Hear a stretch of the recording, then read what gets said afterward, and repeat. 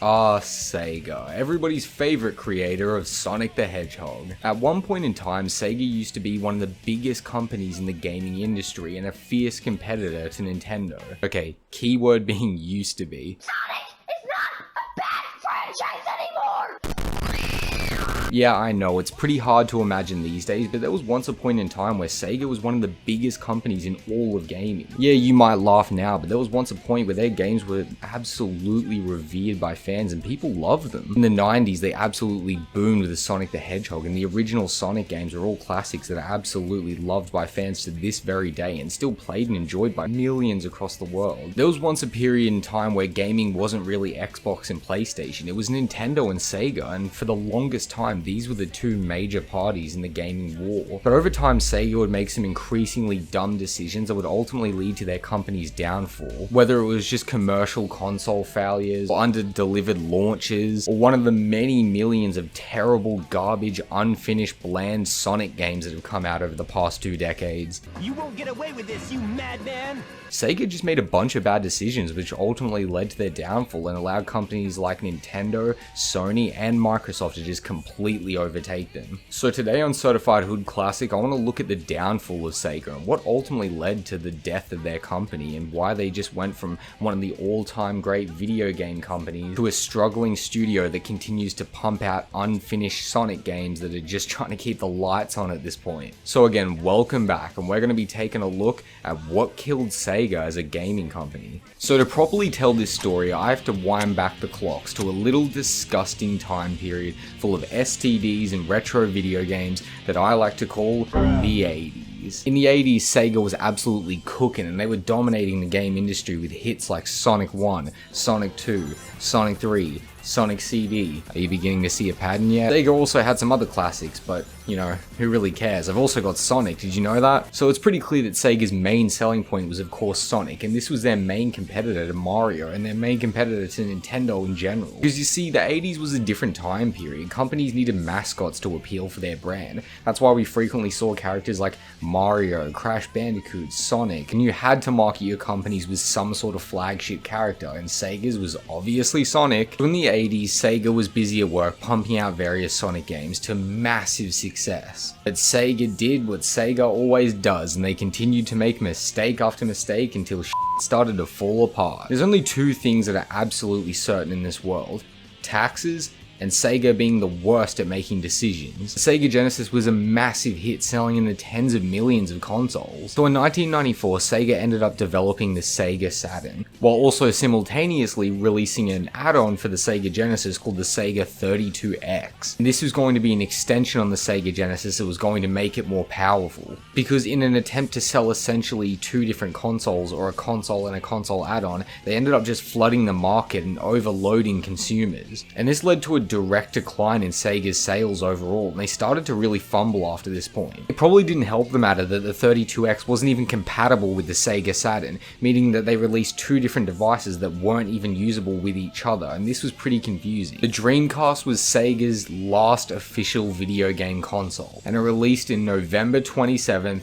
1998, and it quickly sold all 150,000 of its units at the time, quickly being a massive hit. It didn't have a ton of games, and it just didn't have a ton of developer support, leading to the console declining in sales. And this console was also relatively ahead of its time too, for what it's worth, because it actually had a modem and its first ever online support. So technically this console was innovative, but that really didn't help the fact that it still got steamrolled by the GameCube and the Sony PlayStation 2. Sega officially stopped production of the Dreamcast in 2001, also the same year I was born, shout out, and despite the console's short success, there's still a massive library of games that people still love, and they're mostly Sonic related. Only a couple of years after launch, the console was officially dead, and this was Sega's last ever video game console. So it's pretty clear that Sega ended up falling flat on their face. But if you think Sega's gonna go out with a fight, then you don't know what these guys are capable of. Ever since they stopped producing consoles in 2001, Sega has been absolutely dragging the Sonic IP through the dirt. Now look, they went through a pretty rough string of games. That doesn't mean it's all been bad. There's been a few diamonds in the rough, but for the most part, Sega has been putting out pretty mediocre Sonic games for the past 2 decades. It's gotten so bad that it has literally become a meme at this point that Sega team can't get their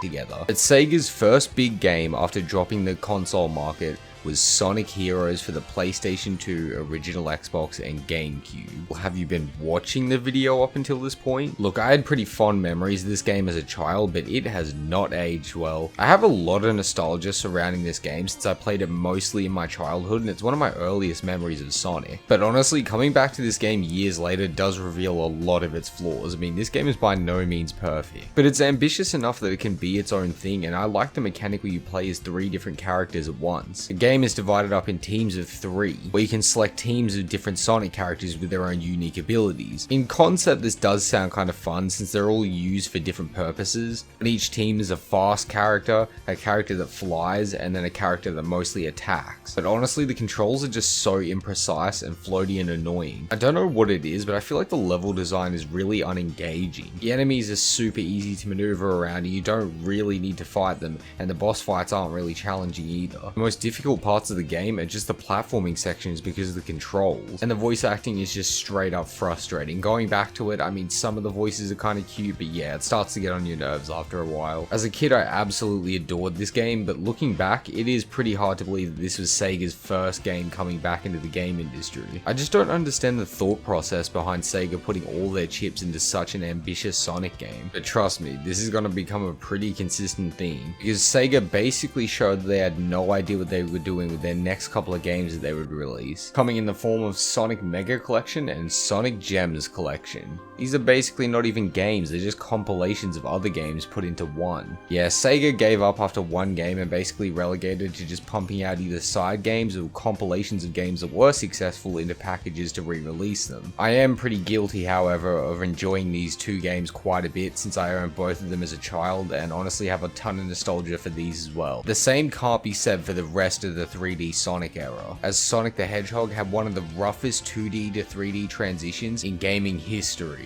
One of the most notorious Sonic games of this era not even being a Sonic game, but rather a game about Shadow the Hedgehog. Wow, a much more dark and evil Sonic that swears and uses guns. I wonder how this will go down, Sega. Okay, how's about a little bit of a joke? What do you call a company that's been desperately milking its most marquee franchise for the past 2.5 decades to varying degrees of success, throwing literally any game at a wall to see what will stick on any console, even going as far as to making their main character use guns and swear in a desperate attempt to save money? Come on, what do you think the punchline's gonna be? Yeah, it's safe to say Shadow the Hedgehog was a pretty confusing release in an already convoluted franchise that you could tell was struggling. Like, again, I had a ton of nostalgia for this game. As a kid, I absolutely loved it. But like, this is 150% undoubtedly one of those experiences where you go back to something a couple of years later and it's way worse than you remember. Like, believe me, as a kid, I was so confused as to why Shadow was just capping Sonic with a gun at the start of this. But look, my dumb child brain saw motorbikes and guns and Sonic and just thought this was so cool. But oh my god, this game has aged horribly. Like a morality system in a Sonic game? Like, I know it's dumb to be questioning the logic in a game about a hedgehog who carries guns around, but like, why are you so existential? Who did this to you? Sorry, I forgot what video we were watching. But after Shadow the Hedgehog, things didn't really get much better. Sega kinda stumbled along the way and didn't really know what games to produce next. In my opinion, this is kinda what contributed to why they had such a hard fall from grace. And look, I know Sega didn't exactly want to rely off of the nostalgia of all of their previous games, you know, until they did. But game after game, Sega kept failing to meet the demands of the consumers and the fans. Like, at one point they were trying to make Sonic have a sword and fight, and in this one he's riding around on snowboards, and just when you thought it couldn't get any more shameless, you've got the Mario Kart ripoffs. Wait, why does he even need a car? Isn't he Sonic the Hedgehog? Isn't his whole character being able to run fast? Yeah, I think it was pretty evident at this stage that Sega had literally no clue what they were doing with Sonic. But in 2006, Sega would release one of the most detrimental games to their company ever. Sega would release a game that would go on to become the most divisive game in all of the Sonic series. Which, by the way, is saying a lot. I mean, remember what franchise we're talking about here. This game was Sonic 06. Yep, mankind's evolution led to this. This game launched in an abysmal state. This was severely hated when it first came out. It was supposed to be a commemoration of the 15th anniversary of the Sonic the Hedgehog franchise, and oh boy, the irony of that. You just know that Sega did a good job of commemorating the 15th anniversary of Sonic when they released literally the worst Sonic game ever. Well, at the very least, you can say Sega was consistent. Yeah, this game wasn't very good. It was severely broken at launch, it suffered from terrible bugs, and overall it just didn't hit the milestones that Sega needed for it to be considered a commercial success. It was laggy, buggy, and just had overall terrible load times. You'd sit there for minutes at a time, and this was in the PlayStation 3 era. The game has you primarily playing as 3 different characters, with their own unique abilities and storylines to play through. You get to play as Sonic the Hedgehog, who would have guessed, Shadow the Hedgehog, because Sega is just incapable of learning from previous mistakes, and Silver the Hedgehog, everybody's favorite. Okay, but literally, who even are you? But apart from the game's bugginess, terrible load times, and overall unpolished state, it also had a terrible story. Because like, come on, it's Sega, we can't have anything nice. Yeah, this game had a pretty dumb and convoluted plot, and Sonic's stories are never really known for being super complex, but this one was especially bad. The story basically saw Sonic fall in love with a human. Yeah, honestly, I could just end the sentence there, because I mean, that's about as dumb as you could possibly write a Sonic story. For whatever reason, this game saw Sonic falling in love with a human, and it was one of the most unnatural and poorly written subplots in a game ever. It had terrible dialogue, and it was weirdly acted, and the voice acting is just never really good in Sonic games, but here it was just plain especially bad, amounting to what might be one of the worst Sonic games ever. And not even bad in like a technical way, but just ways that I don't want to explain. Sonic 06 severely tanked in sales and put a massive stain on Sega's already damaged legacy. A couple generations and terrible Sonic games later, and you've got the modern era of Sega, where they currently sit. You do get the occasional gems every once in a while, but for every Sonic Adventure 2, there's a Sonic Free Riders, and for every Sonic Mania, there's a Sonic 06. Sega's inability to reach consumer demands in the console market ultimately led to their downfall, and now over the past 2 decades, they've just resorted to pumping out as many garbage Sonic games as they possibly can. But look, if we can say anything about Sega and we can give them any redeeming qualities, it's this. At the very least, they've never made Sonic a furry. He's never been a werewolf, so that's pretty good at least.